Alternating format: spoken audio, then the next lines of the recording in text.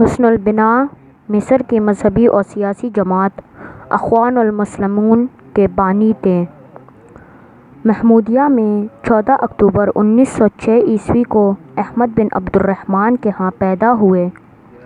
انہوں نے جامعہ ازہر میں تعلیم حاصل کی۔ ان کا معمول تھا کہ دن کا ایک حصہ روزی کمانے کے لیے گڑی سازی میں صرف کر دیں، بقیہ اوقات فقہ و حدیث کے مطالعے اور قرآن پاک کی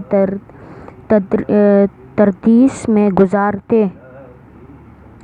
بعد میں اعزازی طور پر اپنے گاؤں کی ایک مسجد میں خطیب ہو گئے۔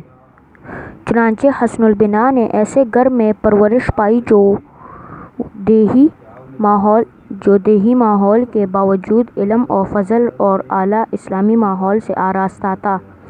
آپ کی ابتدائی تعلیم میں والد کا بہت بڑا حصہ تھا۔ بچپن میں والد سے قرآن مجید حفظ کیا۔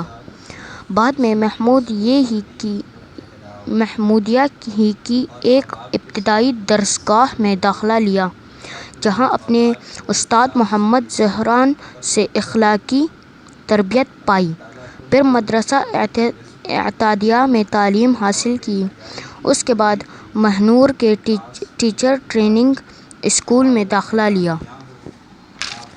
3 سال کورس پاس کرنے کے بعد آپ کو ضلعی بورڈ کی جانب سے معلمی کے فرائض سونپے گئے، لیکن آپ نے مزید تعلیم حاصل کرنے کے لیے قاہرہ کے دارالعلوم موجودہ قاہرہ یونیورسٹی میں داخلہ لیا۔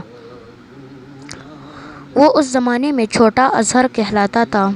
جولائی 1927 عیسوی کو آپ نے دارالعلوم سے سند فراغت حاصل کی اور اسماعیلیہ میں مدرس ہو گئے۔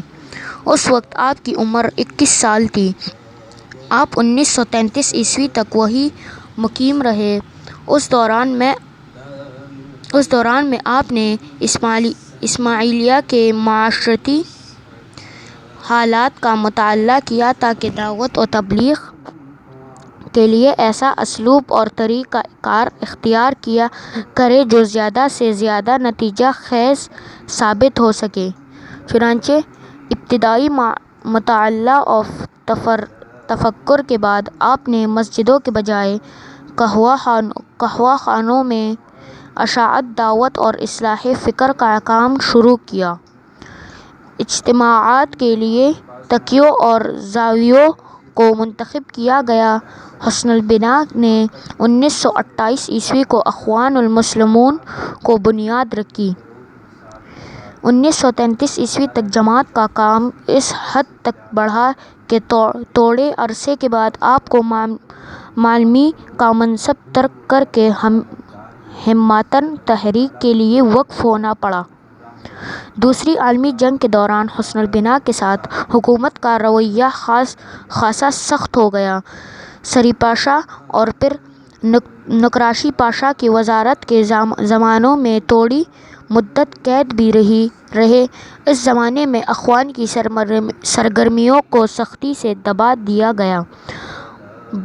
بعدازاں اخوان اور حکومت کی باہمی کشمکش بڑھ گئی۔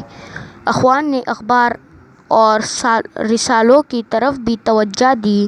1935 عیسوی میں رشید رضا کے انتقال کے بعد حسن البنا نے ان کے رسالے المنار کی ادارت سنبھالی۔ اخوان نے خود بھی ایک روزنامہ، ایک ہفتہ روزہ اور ایک ماہنامہ جاری کیا۔ روزنامہ اخوان المسلمون مصر کے صف اول اخبارات میں شمار ہوتا تھا۔ ان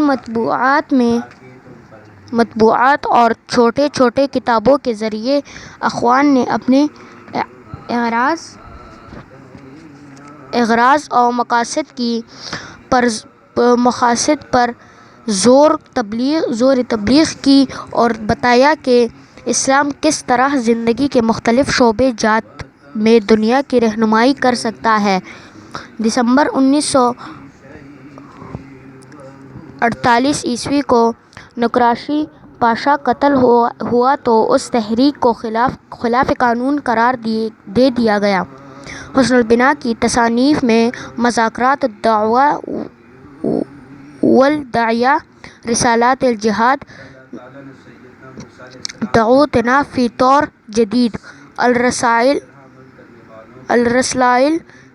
الثلاث بین المسد والیوم، الاخوان المسلمون تحت رایت القرآن اور مشکلاتنا فی ضوء النظام والاسلام شامل ہے۔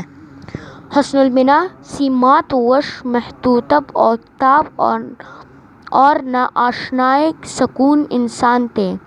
آپ کے دن اسلام کی دعوت اور انسانیت کی خدمت میں گزرتے اور راتیں خدا کے سامنے حاضری اور آہذاری کے لیے وقف رہتے۔ اللہ تعالیٰ نے آپ کے بے پناہ روحانیت، بے کرار جذبہ، عشق اور اخلاص و عزیمت کی عظیم دولت عطا فرمائی تھی۔ 12 فروری 1949 عیسوی کو حسن البنا نے قاہرہ مصر میں وفات پائی۔